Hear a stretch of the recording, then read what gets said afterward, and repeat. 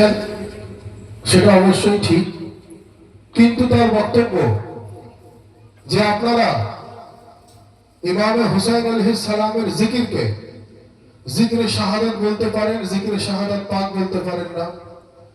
তার বক্তব্য হচ্ছে তাবাররুককে তাবাররুক বলুন, তাবাররুক পাক বলতে পারেন না।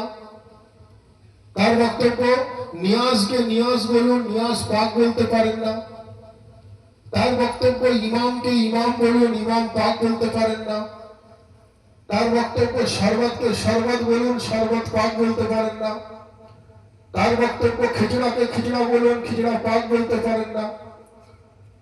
তো আমি বললাম ভাই, এবং সে বলছে আহলে বাইতকে আহলে বাইত বলুন, আহলে বাইত যে পাক তাকে পাক বলতে পারেন না। তো আমি বললাম ভাই, তো পাক বলবো কাকে? তাহলে পাক কারা? আহলে বাইতকে যদি আপনি পাক না বলতে চান, ইমামকে যদি পাক না বলতে চান, তাবাররুককে যদি পাক না বলতে চান, শরবতকে যদি পাক না বলতে চান, জিকরে হুসাইন জিকরে শাহাদাতকে যদি পাক না বলতে চান, তো তাহলে পাক কারা, পবিত্র কারা? তো আমাকে দলিল দিচ্ছে বহু আগেকার কথা, কিন্তু বর্তমান সিচুয়েশনে এরকম কিছু পজিশন পরিস্থিতি তৈরি হচ্ছে যেখানে এগুলো বলার প্রয়োজন আছে। কারণ যখন নবী ও আহলে বাইতে নবীর প্রতি আঙুল ওঠে, তখন এই জিকরে শাহাদাত ইমামে হুসাইনি হলো সঠিক জায়গা যেখান থেকে প্রতিবাদ তৈরি হওয়া দরকার। তো আমি বললাম ভাই, তাহলে পাক কারা? তখন আমাকে দলিল দিয়ে বোঝাচ্ছে যে যদি আপনি ইমামে হুসাইনকে পাক পাক ব্যাখ্যা করেন, ইমাম পাক, শরবত পাক, তাজিয়া পাক, মাতম পাক, আলম পাক, তো তার মানে ওনারা কি আগে পাক ছিলেন না? তার মানে নাউজুবিল্লাহ, এর মানে এটা দাঁড়াচ্ছে যে ওনারা তাহলে আগে পাক ছিলেন না। এখন আপনি ওনাদেরকে পাক বয়ান করে আপনি ওনাদেরকে আজ পবিত্রতার ব্যাখ্যা দিচ্ছেন, তার মানে নাউজুবিল্লাহ ওনারা বিগত দিনে অপবিত্র ছিলেন, সেই ব্যক্তির দলিল হলো এটা। তো আমি বললাম ভাই, আমি আপনার দলিল তখনই সঠিক মানতাম যদি আমার কাছে কোরআনের অল্টারনেটিভ আয়াত না থাকতো। আপনি কি বলছেন সেটা বড় জিনিস নয়, আল্লাহর কালাম কি বলছে সেটা বড় জিনিস। আমি বললাম কোরআনে মাজিদে রব্বুল আলামিন ইরশাদ ফরমাচ্ছেন ওয়াস সামাআ ওয়া রাফাআহা ওয়া ওয়াজওয়াল মিজান, যার অর্থ পরওয়ারদিগারে আলম বলছেন যে আমি আসমানকে বুলন্দি দিয়েছি, বলুন সুবহানাল্লাহ। ওয়াস সামাআ ওয়া রাফাআহা ওয়া ওয়াজওয়াল মিজান, পরওয়ারদিগার বলছেন আমি আসমানকে বুলন্দি দিয়েছি, বলুন সুবহানাল্লাহ।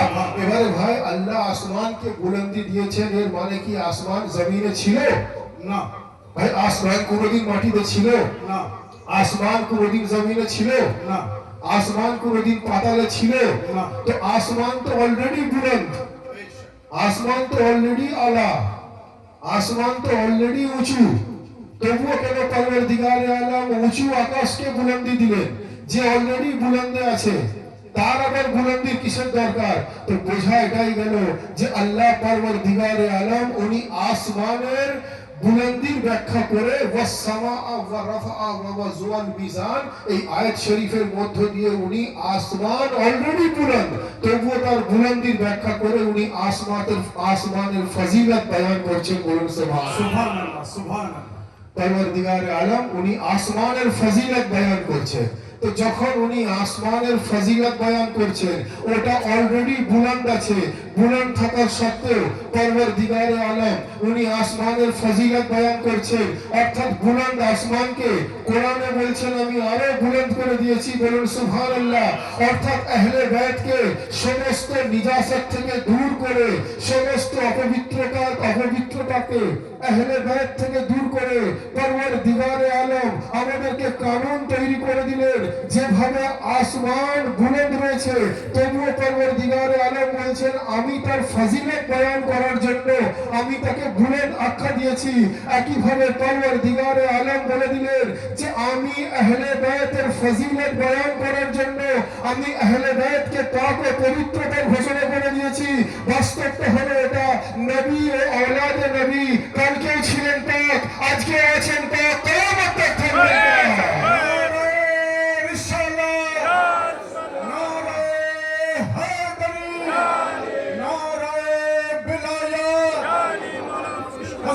अबू तालिब अलैहिस्सलाम लब्बैक या हुसैन,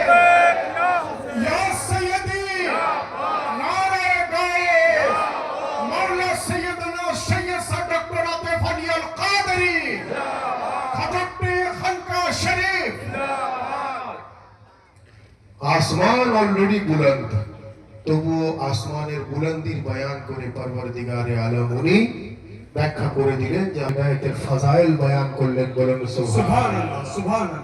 কিন্তু ভাই দুঃখের বিষয়, কিছু মানুষ বলছে আহলে বাইতকে পাক বলা যাবে না, তাজিয়াকে পাক বলা যাবে না, আলম পাক বলা যাবে না, শরবত পাক বলা যাবে না, খিচড়া পাক বলা যাবে না, জিক্রে শাহাদাত পাক বলা যাবে না। তো ভাই পাক তাহলে কারা? যিনাদেরকে কোরআনে আল্লাহ পাক আখ্যা দিয়েছেন ওনারাই তো পাক। যিনাদেরকে কোরআন পবিত্র বলেছে ওনারাই তো পবিত্র। বলছে যে না, যদি ওনাদের সঙ্গে পাক ব্যবহার করা হয় তো তাহলে এর মানে এরকম দাঁড়াবে ওনারা নাউজুবিল্লাহ কালকে নাপাক ছিলেন, আস্তাগফিরুল্লাহ। তো আমি বললাম ভাই এটা কোনোদিন দলিল হতে পারে না। যদি সেই কথাই বলেন তো আপনি আল্লাহকে কি বলেন? বলে বেশক আল্লাহ পাক। এইগুলো কেন পাক বলবেন? আপনি আল্লাহকে বলছেন আল্লাহ পাক পরওয়ারদিগারে আলম, তো আল্লাহ পাক মানে কি নাউজুবিল্লাহ তার উল্টোটা? আপনি রাসূল পাক পাক মানতে চাইছেন না, তাহলে কি নাউজুবিল্লাহ তার উল্টোটা? আপনি আহলে বাইতকে পাক মানতে চাইছেন না, তাহলে নাউজুবিল্লাহ তাহলে কি তার অপোজিট? আপনি আলে রাসূলকে পাক মানতে চাইছেন না, নাউজুবিল্লাহ তাহলে কি ওনারা তার বিপরীত?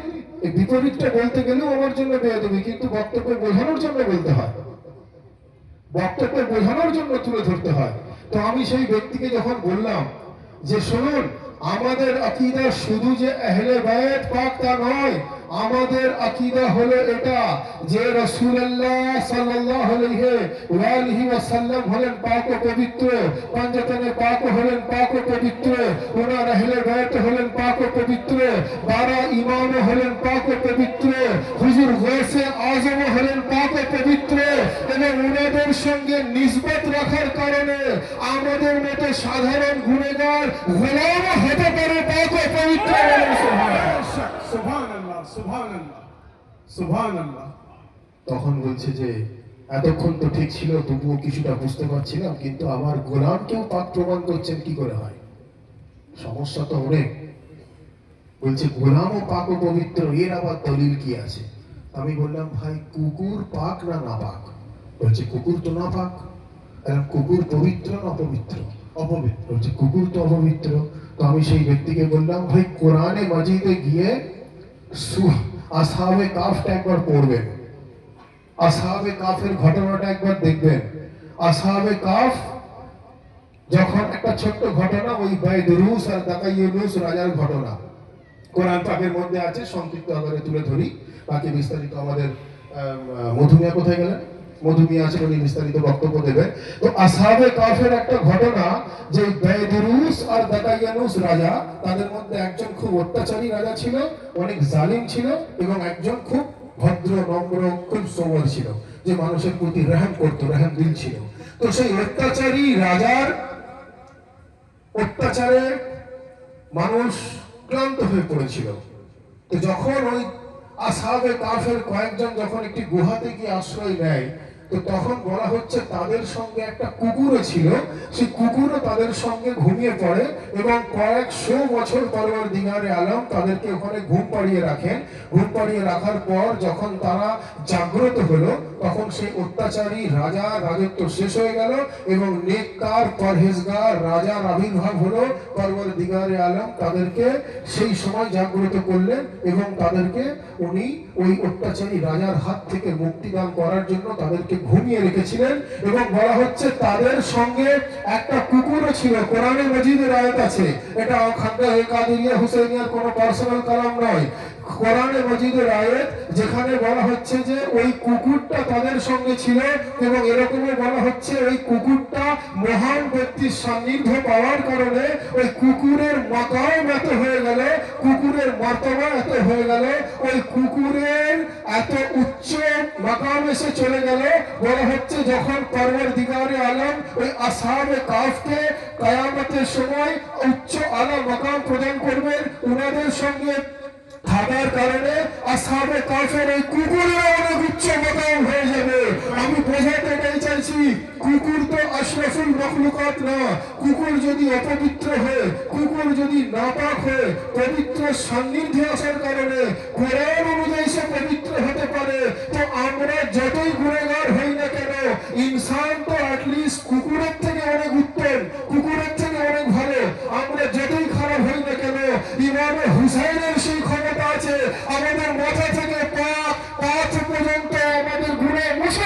পবিত্র করে।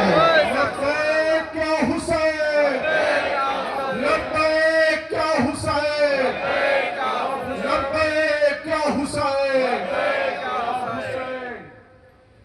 কুকুর নাপাক, কোরআনের আয়াত আছে আসহাবে কাফের সান্নিধ্য পাওয়ার জন্য সে আজকে পাক ও পবিত্র যদি হতে পারে, সে যদি আলা মাকামের হতে পারে, সে যদি উচ্চ মাকামের হতে পারে, তো নবী পাক তো বেশক পাক, আহলে বাইত তো বেশক পাক, पंजतन पाक तो बेशक पाक, 12 ইমাম তো বেশক পাক, হুজুর গৌসে আজম তো বেশক পাক, এবং ওনাদের সঙ্গে নিসবত রাখার কারণে আপনার আমার মতো গুনাহগার বান্দা হতে পারে পাক ও পবিত্র। বলুন সুবহানাল্লাহ। আল্লাহ দরুদ শরীফ আল্লাহুম্মা صل على سيدنا مولانا ونبينا شفيعنا محمد معدن الزهد والكرم وعلى آله وصحبه وبارك وسلم وعلى سيدنا الغوث الأعظم وعلى وليه سيدنا المرشد المكرم। হাজিরিন মজলিস, আমি যখন সেই ব্যক্তিকে বললাম যে ভাই আমাদের দলিল অনুযায়ী নবী হলেন পাক, আহলে বায়ত হলেন পাক, পঞ্জতনের পাক হলেন আমাদের কাছে পাক, 12 ইমামও হলেন আমাদের কাছে পাক, গৌসে আজমও আমাদের কাছে পাক, এবং ওনাদের সঙ্গে সান্নিধ্য রাখার কারণে ওনাদের গোলামও হতে পারে পাক ও পবিত্র। বলুন সুবহানাল্লাহ। প্রত্যেকটা জিনিসের কোরআন থেকে তার প্রমাণ আছে, প্রত্যেকটা জিনিসের সহিহ হাদিস থেকে তার প্রমাণ আছে। তখন আমাকে সে জিজ্ঞাসা করছে যে আপনাদের আকীদা সিলসিলা কাদেরিয়া হুসাইনিয়ার যে আইডিওলজি, আপনারা ইমামতকে কিভাবে দেখেন? তো আমি বললাম ভাই আমি একটু মুখতাসার আপনাকে ক্লিয়ার করে দিই।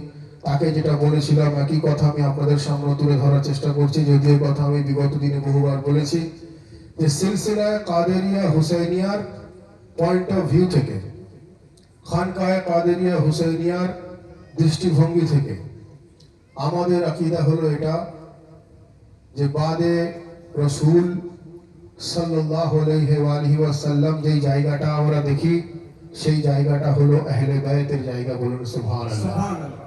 এবং 12 ইমাম পাক যে রয়েছেন, হুজুর আলী মুর্তজা থেকে শুরু করে ইমাম মোহাম্মদ মেহেদী আলাইহিস সালাম পর্যন্ত, ইনারা আমাদের মাথার তাজ। ইনাদের প্রতি যদি কেউ গুস্তাখি করে তাহলে সে দায়রায়ে ইসলাম থেকে খারিজ হয়ে যাবে। এটা আমাদের ঈমান, এটা আমাদের আকীদা। এবং তার সঙ্গে সঙ্গে ইমাম মোহাম্মদ মেহেদী আলাইহিস সালাম যিনি 12তম ইমাম পাক, ওনার কোনো বিসাল হয়নি, ওনার কোনো শাহাদাত হয়নি, সেই অর্থে উনি গায়বাতে কুবরাতে আছেন, উনি অদৃশ্যভাবে আছেন, গায়বাতে কুবরাতে আছেন। সেই অর্থে আমরা ওনাকে ইমামে জামানার ইমাম মনে করি। বলুন সুবহানাল্লাহ। যেহেতু ওনার ইমামত এখনো কন্টিনিউ আছে, যেহেতু ওনার ইমামত এখনো পর্যন্ত চলছে, সেই দৃষ্টিভঙ্গি থেকে আমরা ওনাকে জামানার ইমাম মনে করি। বলুন সুবহানাল্লাহ। এবং এই 12 ইমাম পাকের সঙ্গে রাসূলুল্লাহ এবং জনাবে ফাতেমাতু জাহরা সালামুল্লাহ আলাইহা, ইনাদের দুজনকে অ্যাড করে নিয়ে যে 14 মাসুমিন আছেন অফিশিয়াল বডিতে, এই 14 মাসুমিনের প্রতি ঈমান আনা প্রত্যেকটা মুমিন মুসলমানের একান্ত কর্তব্য, একান্ত দায়িত্ব। যদি না কেউ করে তাহলে সে দায়রায়ে ইসলাম থেকে খারিজ হয়ে যাবে। বলুন সুবহানাল্লাহ। কিন্তু ভাই এখানে একটা বিষয় আছে। আমি সেই ব্যক্তিকে বললাম ভাই আপনি যদি 12 ইমাম পাকের বাইরে আর কাউকে মানতে না চান তাহলে আপনি দয়া করে ঘোষণা করে দিন যে 12 ইমামের বাইরে আর কাউকে মানা যাবে না। আমি তাকে বললাম যে আহলে বাইতে রাসূলের মধ্যে যে 14 জন মাসুম আছেন, অর্থাৎ বেগুনাহ আছেন, অর্থাৎ নিষ্পাপ আছেন, অর্থাৎ নির্ভুল আছেন, আপনি দয়া করে ইনাদের বাইরে যারা আছেন আহলে বাইতে রাসূলের, আপনি দয়া করে ওনাদেরকে গুনাহগার সাবিত করে দিন, আপনি ওনাদের খাতা সাবিত করে দিন, আপনি ওনাদের অন্যায় সাবিত করে দিন, আপনি ওনাদের অপরাধ সাবিত করে দিন। যদি সাবিত করতে না পারেন তাহলে মেনে নিতে হবে যে ওনারা অফিসিয়াল বডির মাসুমিনের মধ্যে না এলেও ওনাদেরকে আমাদেরকে নিষ্পাপ বলে মেনে নিতে হবে। বলুন সুবহানাল্লাহ। তখন একটু চিন্তায় পড়ে গেছে, সেই ব্যক্তি একটু চিন্তায় পড়ে গেছে। চিন্তায় পড়ে গিয়ে তখন সে বলছে যে যদি এরকম হয় তাহলে তো আমাদের বেয়াদবি হয়ে যাবে, আমাদের অন্যায় হয়ে যাবে, আমাদের বেঠিক হয়ে যাবে। তার কারণ আমরা পঞ্জতনে পাকের চাহনেওয়ালা, 12 ইমামের চাহনেওয়ালা, একই সঙ্গে সঙ্গে আমাদেরকে হুজুর জনাবে হজরতে আব্বাস আলমদারকেও মানতে হবে, জনাবে আলী আকবরকেও মানতে হবে, জনাবে আনো মোহাম্মদকেও মানতে হবে, জনাবে কাসিমকেও মানতে হবে, জনাবে আলী আসগরকেও মানতে হবে এবং কারবালার অন্যান্য শহীদাকেও মানতে হবে, এমনকি জনাবে হুরকেও মানতে হবে, জনাবে আবু তালিবকেও মানতে হবে, রাসূলুল্লাহর পূর্বপুরুষকেও মানতে হবে, রাসূলুল্লাহকেও মানতে হবে, রাসূলুল্লাহর औलादকেও মানতে হবে। ওনাদেরকে গুনাহগার মানা যাবে না, ওনাদেরকে অপরাধী মানা যাবে না, ওনাদেরকে ভুল ভাবা যাবে না, ওনাদেরকে খতাই মানা যাবে না, ওনাদেরকে অন্যায়কারী মানা যাবে না।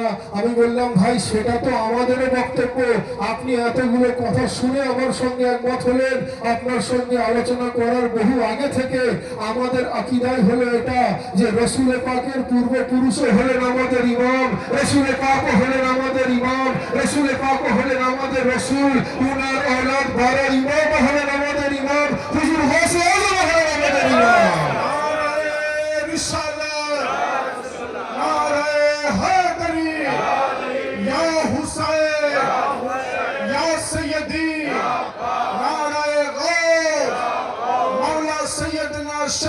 डॉक्टर आतिफ अली अल कादरी हजरती खानका शरीफ।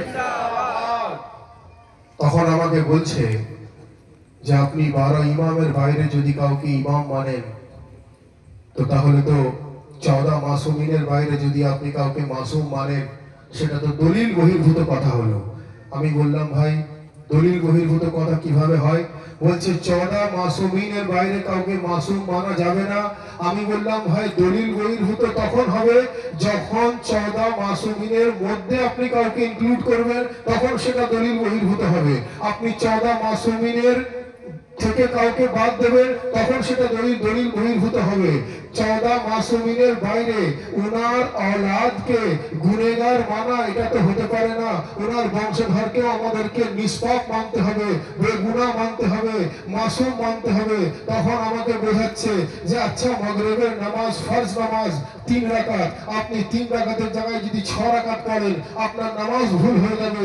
আমি বললাম অবশ্যই যদি 3 রাকাত ফরজ নামাজের জায়গায় আমি যদি 6 রাকাত ফরজ নামাজ পড়ি আমার নামাজ ভুল হয়ে যাবে, কিন্তু 3 রাকাত ফরজ পড়ার পর যদি আমি 300 রাকাত নফল নামাজ পড়ি পরওয়ারদিগারে আলম আমাকে বেশি সওয়াবের হকদার করে দেবে।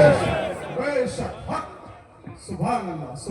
3 রাকাত নামাজের পর যদি আপনি 300 রাকাত নফল নামাজ পড়েন তাহলে আপনার গুনাহ হবে না, অপরাধ হবে না, আপনি সাজার হকদার হবেন না। পরওয়ারদিগারে আলম আপনাকে আরো রহমত ও বরকত নাযিল করে দেবে।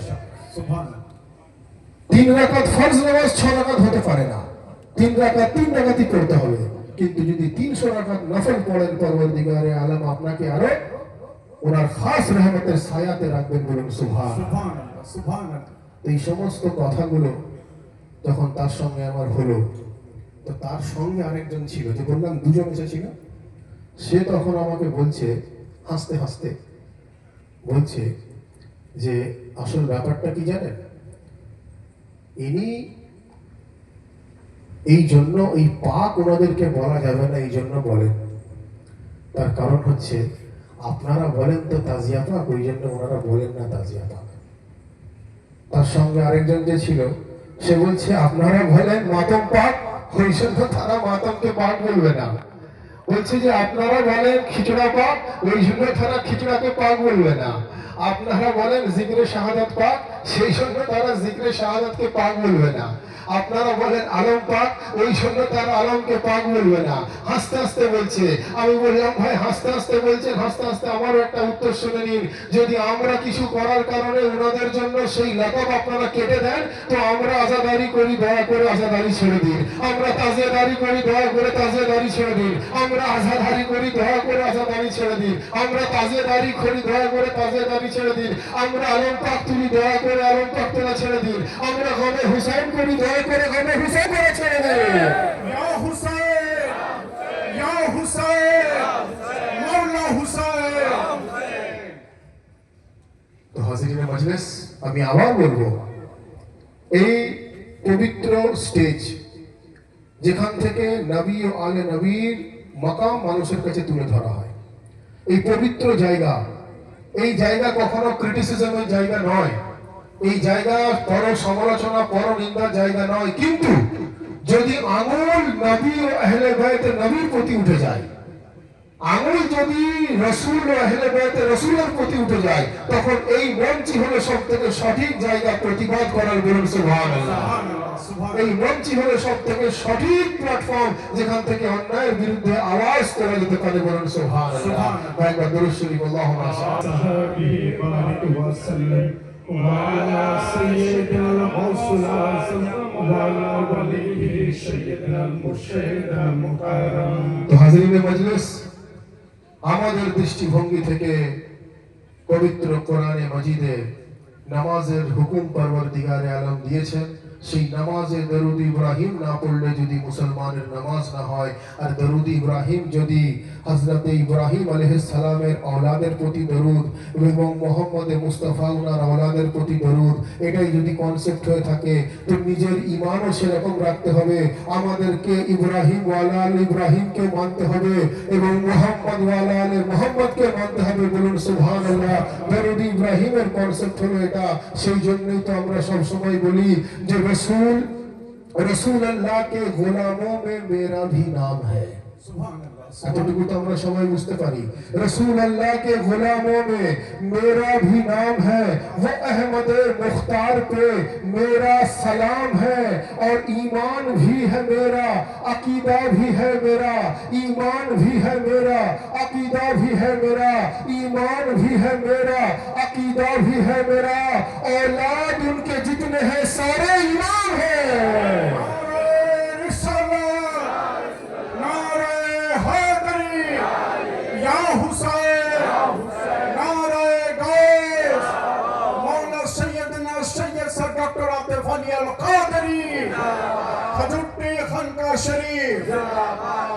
रसूल अल्लाह के गुलामों में मेरा भी नाम है, वो अहमद मुख्तार पे मेरा सलाम है। ईमान भी मेरा है, अकीदा भी है मेरा। औलाद उनके जितने हैं सारे ईमान। तो हाजिर मजलिस, पवित्र कुरान मजीदे रब्बुल आलमीन আমাদেরকে নামাজ, রোজা, হজ্জ, যাকাতের হুকুম দিয়েছেন। শুধু তাই নয়, তার সঙ্গে সঙ্গে আউলিয়া আল্লাহর জিকিরের হুকুম দিয়েছেন, আহলে বাইতের মুহাব্বতের হুকুম দিয়েছেন, ওয়াসিলা ইখতিয়ারের হুকুম দিয়েছেন, মুর্শিদের দামন ধরার কথা বলেছেন, ইত্যাদি ইত্যাদি। প্রত্যেকটা জিনিস যেন আমরা সঠিকভাবে পালন করতে পারি, এই ফরিয়াদ আমাদেরকে আন্তরিকভাবে করা দরকার। আমরা কেন আউলিয়া আল্লাহর চাহনেওয়ালা, আমরা কেন এই ওয়াসিলা ইখতিয়ার করনেওয়ালা, আমরা কেন মুর্শিদের দামন পকড়নেওয়ালা, আমরা এই জন্যই হুজুর গৌসে পাককে নিজের মুর্শিদ ও মাওলা মনে করি, আহলে বাইতকে নিজের মুর্শিদ ও মাওলা মনে করি, পাঞ্জাতনে পাককে নিজের মুর্শিদ ও মাওলা মনে করি। তার কারণ কোরআনে রব্বুল আলামিন ইরশাদ ফরমাচ্ছেন, তাজিদা লাহুম ওয়ালিয়া মুর্শিদা। রব্বুল আলামিন বলছেন যে আমি তাকে পথভ্রষ্ট করে দিয়েছি যার ভাগ্যে আমি কোনো মুর্শিদ নাজিল করিনি। অর্থাৎ হুজুর গৌসে পাকের মতো মুর্শিদ, আহলে বাইতের মতো মুর্শিদ, আলী মুর্তজার মতো মুর্শিদ যার তাকদীরে নাজিল হয়ে যাবে, পরওয়ারদিগার আলম তাকে কিয়ামত পর্যন্ত সিরাতে মুস্তাকিমে রাখবে। সুবহানাল্লাহ, সুবহানাল্লাহ। বলা হচ্ছে নামাজ রোজা হজ যাকাত আমাদের জন্য পালন করা হলো ইবাদত। পরওয়ারদিগারে আলম নিজে নামাজ পড়েন না, নিজে রোজা রাখেন না, নিজে হজ যাকাত করেন না, ওনার ইবাদতের কি দরকার? আমরা তো ওনার ইবাদত করব, ওনার নিজের ইবাদতের কোনো দরকার আছে কি? রব্বুল আলামিনের ইবাদতের কোনো দরকার নেই। রব্বুল আলামিন বলছেন তোমরা ইবাদত করো, আমি ইবাদত করব না, তোমরা আমার ইবাদত করবে, আমি লায়েক ইবাদত, তোমাদের ইবাদতের কোনো দরকার নেই। তাই তো? তো এটাই যদি দলিল হয়ে থাকে পরওয়ারদিগারে আলমের কিছুই প্রয়োজন ছিল না, কিন্তু পরওয়ারদিগারে আলম বলছেন ইন্নাল্লাহা ওয়া মালাইকাতাহু ইউসাল্লুনা আলান নবী ইয়া আইয়ুহাল্লাযিনা আমানু সাল্লু আলাইহি ওয়া সাল্লিমু তাসলিমা। পরওয়ারদিগারে আলম বলছেন তোমরা নামাজ পড়ো, রোজা রাখো, হজ করো, যাকাত দাও, আমি আমার জন্য কিছু রাখিনি, আমি আমার মালায়েকা মিলে মুহাম্মদ মুস্তাফার প্রতি দরুদ পাঠ করে যাই, বলুন সুবহানাল্লাহ। সুবহানাল্লাহ, সুবহানাল্লাহ, পরওয়ারদিগারে আলম বলছেন তোমরা নামাজ পড়ো, রোজা রাখো, হজ যাকাত করো, আমি আমার জন্য কিছু রাখিনি, আমি কি রেখেছি আমার জন্য? আমি আমার দোস্তকে এত মহব্বত করি, আমি আমার ওয়ালিকে এত মহব্বত করি, আমি আমার বন্ধুকে এত মহব্বত করি। পরওয়ারদিগারে আলম বলছেন আলা ইন্না আউলিয়া আল্লাহি লা খাউফুন আলাইহিম ওয়া লাহুম ইয়াহজানুন, যার অর্থ রব্বুল আলামিন বলছেন আমি যাকে বন্ধু বলে দিই, আমার দোস্ত বলে দিই, আমার নিজের বলে দিই, লা খাউফুন আলাইহিম ওয়া লাহুম ইয়াহজানুন, তার দুনিয়াতেও কোনো ভয় নেই এবং আখিরাতেও কোনো ভয় নেই। বেশক, বেশক, সুবহানাল্লাহ। নামাজ রোজা হজ যাকাত বান্দার জন্য ফরজ, মোহাব্বতে রসুল মোহাব্বতে আউলিয়া আল্লাহ হলো সুন্নতে পরওয়ারদিগার, বলুন সুবহানাল্লাহ। সুবহানাল্লাহ। সুন্নাত মানে কি? সুন্নাত মানে আপনার কর্ম, আপনি যেটা করেন, আপনি আপনার সন্তানকে যদি সেটা শেখান, আপনার সন্তানের সেই কর্মটা করাটা হলো আপনার সুন্নাত। রাসূলুল্লাহ দাড়ি মুবারক রেখেছিলেন, তো দাড়ি রাখা সুন্নতে রসুল, ঠিক কিনা? রাসূলুল্লাহ যে সমস্ত ক্রিয়াকলাপগুলো করেছিলেন সেগুলো আমাদের জন্য, যেগুলো হুকুম দিয়েছেন বান্দার জন্য যেগুলো সম্ভব সেগুলো করা হলো সুন্নতে রসুল, তাই তো? তো পরওয়ারদিগারের আলমের কর্ম তো সুন্নতে পরওয়ারদিগার হয়ে যায়, বলুন সুবহানাল্লাহ। অর্থাৎ পরওয়ারদিগারে আলম বলছেন নামাজ তোমার জন্য, রোজা তোমার জন্য, হজ তোমার জন্য, যাকাত তোমার জন্য, ইবাদত তোমার জন্য, তাসবিহ তোমার জন্য, তাহলিল তোমার জন্য, তিলাওয়াত তোমার জন্য, আমি আমার জন্য দুটো জিনিস রেখেছি, মুহাম্মদে মুস্তাফাকে রেখে দিয়েছি, জিকরে মুহাম্মদে মুস্তাফাকে রেখে দিয়েছি, জিকরে আউলিয়া আল্লাহ রেখে দিয়েছি, বলেন সুবহানাল্লাহ। নারে তাকবীর, নারে রিসালাত, ইয়া রাসূলুল্লাহ, সুবহানাল্লাহ। এবারে ভাই বুঝতে পারছেন যে খানকায়ে কাদেরিয়া হুসাইনিয়া কেন আউলিয়া আল্লাহর দামন ধরে, কেন আউলিয়া আল্লাহর চাহনেওয়ালা। এ থেকে এটা পরিষ্কার হয়ে গেল যে দুনিয়ার মানুষ আউলিয়া আল্লাহকে ধরুক বা না ধরুক, আউলিয়া আল্লাহর কোনো যায় আসে না। তার কারণ কোরআন অনুযায়ী আউলিয়া আল্লাহকে পরওয়ারদিগারে আলম মোহাব্বত করেন, বলুন সুবহানাল্লাহ।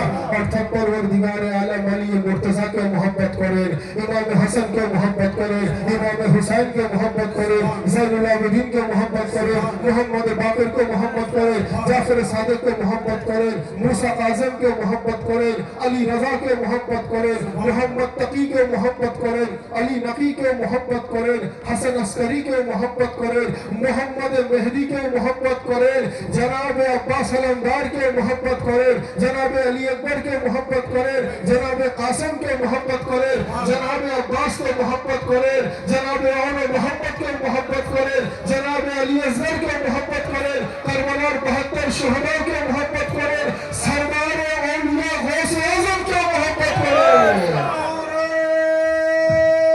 हैदरी, या हुसैन, या सैयदी, नारे गौस, मौला हुजूर पाक, मौला हुजूर पाक, जिंदाबाद, जिंदाबाद। तो भाई औलिया अल्लाह मोहब्बत करने वाला परवरदिगार आलम, बोलो सुभान अल्लाह। सुभान सरदार औलिया गौस आजम के मोहब्बत करने वाला परवरदिगार आलम, बोलो सुभान अल्लाह। गौस पाक के क्यों छेड़ दिले, गौस पाक के किछु যায় আসে না, কারণ गौस पाक के मोहब्बत करने वाला कुरान অনুযায়ী परवरदिगार आलम, बोलो सुभान अल्लाह। तो हाजिरीन मजलिस, যার জন্যই তো আমরা বলি যে फलक पर जगमगाता है सितारा गौसे आजम का, सुभान अल्लाह। फलक पर जगमगाता है सितारा गौसे आजम का, मुकद्दर भी बदल देता इशारा गौसे आजम का। फलक पर जगमगाता है सितारा गौसे आजम का, मुकद्दर भी बदल देता इशारा गौसे आजम का। और जिसे चाहे अता कर दे नबी के दुलारे हैं, जिसे चाहे अता कर दे अली के दुलारे हैं, जिसे चाहे अता कर दे हसनैन के दुलारे हैं। विनायत पर तसद्दुक